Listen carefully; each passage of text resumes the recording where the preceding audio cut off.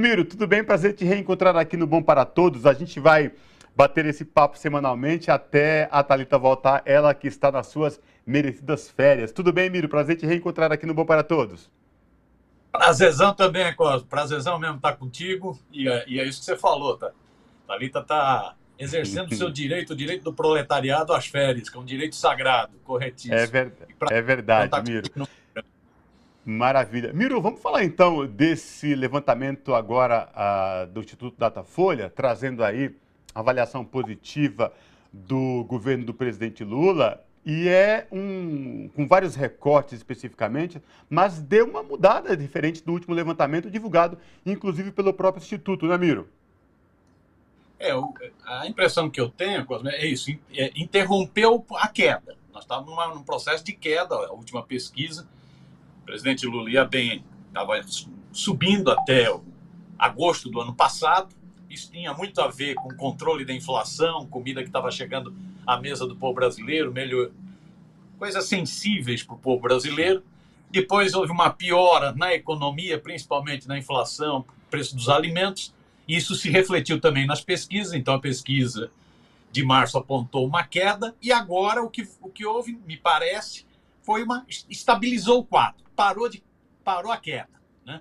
Isso é uma notícia muito importante, né? Você estancou a sangria, né? Tava num processo de perda de popularidade, estancou a sangria, né? Estabilizou o quadro, né? Para usar um termo na medicina, estabilizou o quadro do paciente. Isso é muito importante, é uma vitória. E isso você vendo o cenário. O cenário para o presidente Lula não é fácil, o cerco é brutal. É um cerco no Congresso. Então, o Congresso ultraconservador, reacionário, uma bancada de extrema-direita estridente, produzindo derrotas para o governo Lula, derrotas em termos sensíveis, né, na sociedade. Então, você tem um Congresso que sacaneia. Você tem o Deus Mercado que sacaneia, né? Então, a economia muita tensão, né? Você pega aí o presidente da Confederação Nacional da Agropecuária dizendo que não vai falar com o presidente Lula, que ele se recusa, sujeito petulante, arrogante, falando isso. Você vê os empresários bravos com a história do fim da desoneração dos 17 setores. Os empresários que adoram falar em ajuste fiscal não aceitam voltar a pagar imposto. É interessante, né? Você vê os empresários reclamando dessa proposta do PIS/COFINS, né? Então, muita chiadeira, sabotagem do Banco Central, que continua uma taxa de juros pornográfica, uma das maiores do mundo, uma taxa de juros que, ao ser tão elevada, reduz o crédito. Ao reduzir o crédito, diminui o comércio, o consumo, diminui o comércio, o consumo, diminui a produção, e isso entrava a economia brasileira.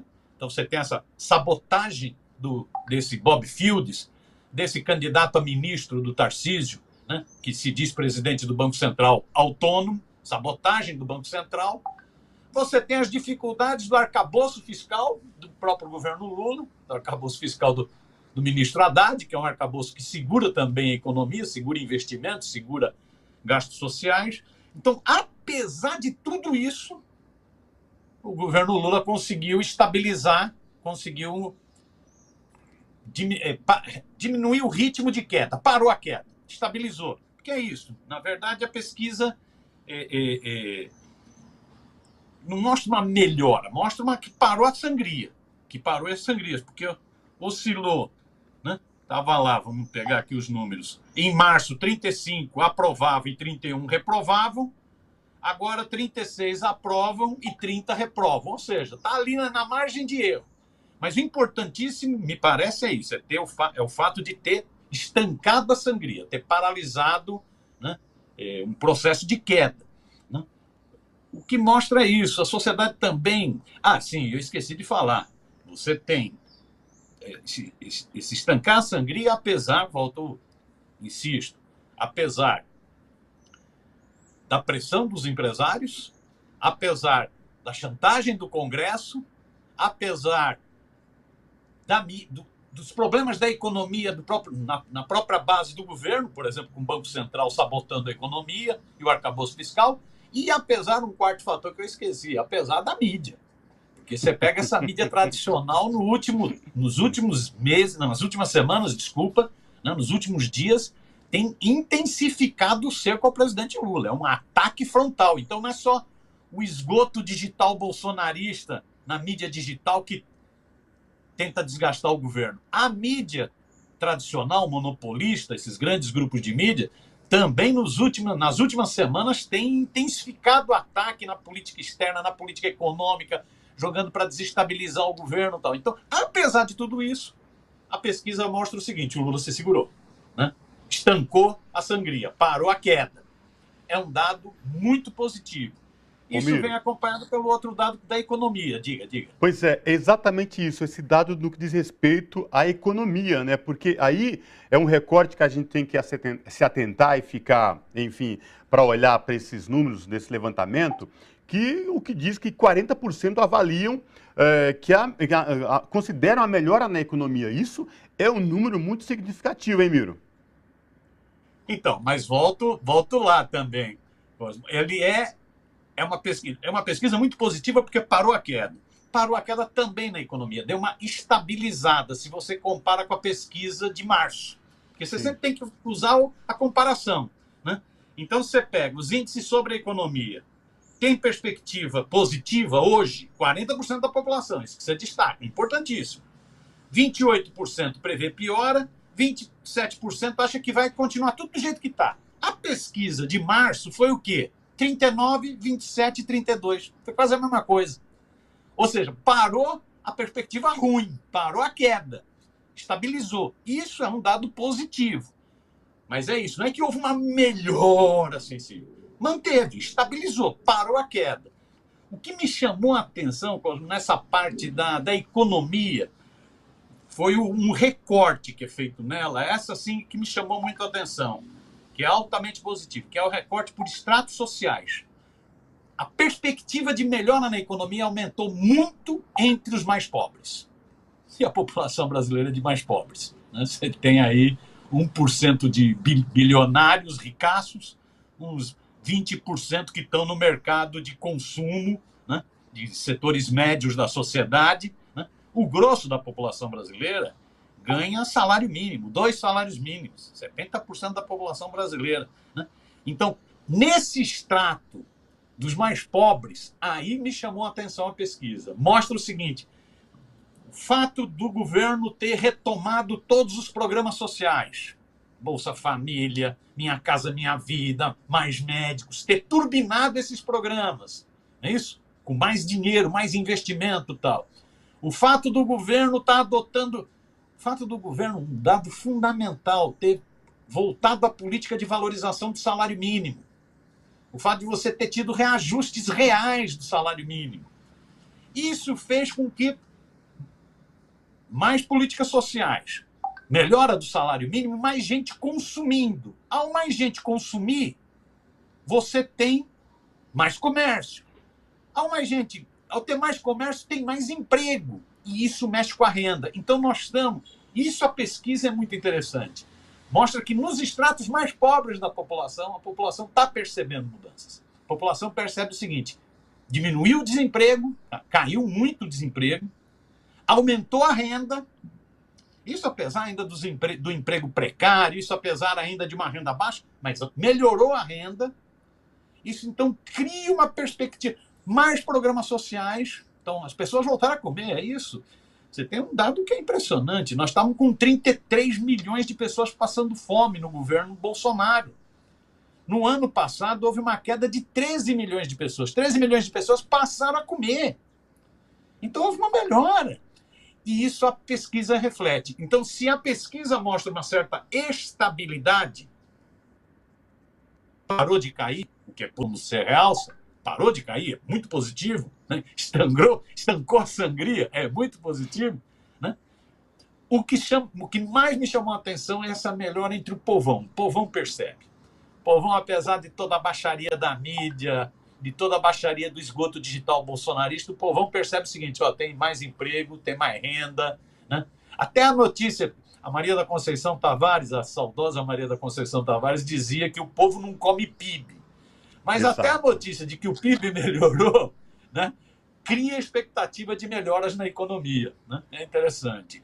Ô Miro, o que chama atenção, e nesse extrato, esse recorte que você traz, né, da questão da parte pobre da população brasileira, que nos últimos anos, no governo anterior, sentiu isso na pele, sentiu dura e cruamente, e era constantemente, né, dessa avaliação. E um ano e meio de governo, mediante de tudo isso que você trouxe, de todos esses relatos, dos bombardeiros constantes da mídia tradicional, do mercado, que querem colocar um ajuste a qualquer custo em cima dos mais pobres, da briga do governo federal com os setores da sociedade contra Campos Neto em torno da redução da taxa de juros. E diante de tudo que foi, né, colocar a casa nos trilhos e já começar a dar esses sinais positivos também. Mediante tudo que você falou e o que foi lá atrás o governo anterior, manter números neste patamar não é tão ruim assim, né, Miro? Não, é difícil. O índice, inclusive, você comparando no mesmo período do primeiro governo Lula, o índice de aprovação e reprovação está mais ou menos a mesma coisa, não está do segundo governo Lula, porque no segundo governo Lula a economia bombou, cresceu muito, gerou muito emprego, gerou muita renda, foi outra realidade. E a casa já estava arrumada, né? A casa já estava arrumada. Exatamente. É só você lembrar que no segundo governo Lula o Brasil chegou a ter o que se chamava de pibão chinês, era um crescimento de 7%, era um crescimento que tinha também a ver com a realidade mundial, da economia mundial, do crescimento dos países emergentes, dos BRICS e tal, né? Então, se você compara com o primeiro governo Lula no mesmo período, está em índice igual. Se você compara com o governo Lula no segundo período, está menor, mas é isso, a realidade econômica é totalmente diferente. Depois a economia foi destruída. Foi destruída pelo golpe de 16, foi um desastre a economia, não é isso?